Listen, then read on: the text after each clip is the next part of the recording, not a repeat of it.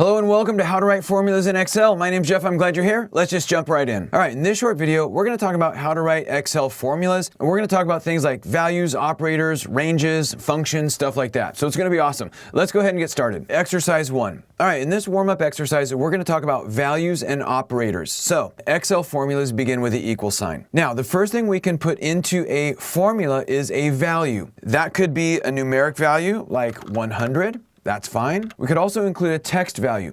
Now, if we're going to use a text value, it needs to be enclosed in quotes. So this is a text value.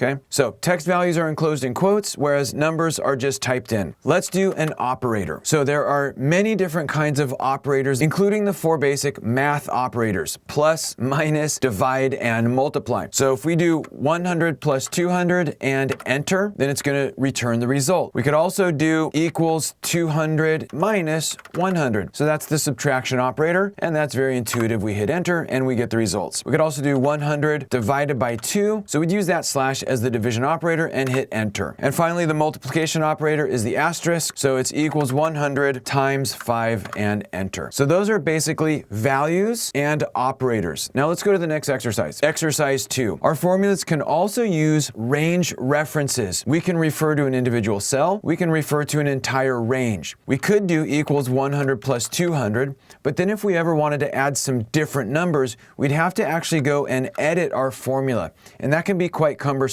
So generally in practice, I try to avoid typing values directly into the formulas, and instead I like to type the values into cells and then reference those cells in my formula. That just makes it a lot easier to update the values. So equals, instead of adding 100, I want to add the value that is currently in the cell C6 plus the value that's in C7. Now we have this formula that adds the values that are in C6 and C7. Enter, and we get 300. But now, without editing our formula, it's pretty easy to make this change. We can say add 200 and 200, add 200 and 500. And that's the idea of using a reference inside of a formula instead of typing the actual value. Cool? All right, let's go to the next exercise. Exercise 3. In addition to values, operators, and range references, we can also use functions. As one example, if I wanted to add up these values, I could go equals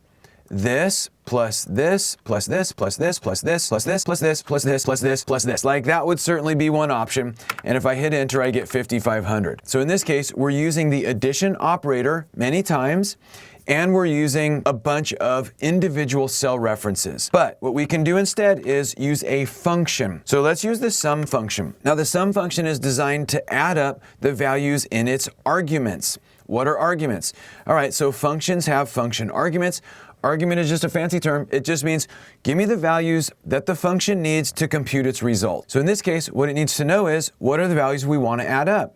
And I could go equals this, comma, this, comma, this, comma, this, comma, this, comma, this, comma, this, comma, this, comma, this, comma, this, and close the function. And this would be one option, enter, and we still get 5,500. But in addition to individual cell references, we can also use a range reference. And that's a range of cells. So what that would look like is this, equals sum, and then we just click and drag. So it's like we want to add up all of these values, and we just define this entire range. Enter, and now we get 5,500. And that's the sum function. Cool?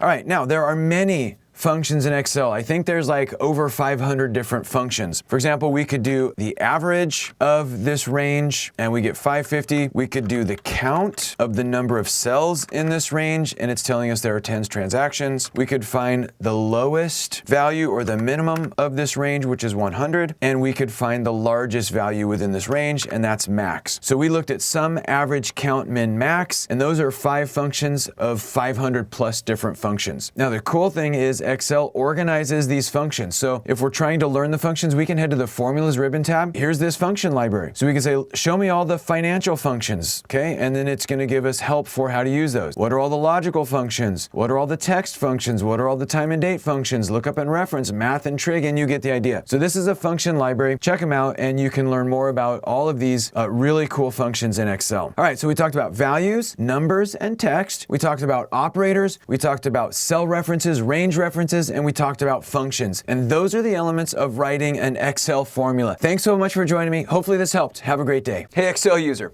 if you ever need to create summary reports, check out my pivot table for beginners video.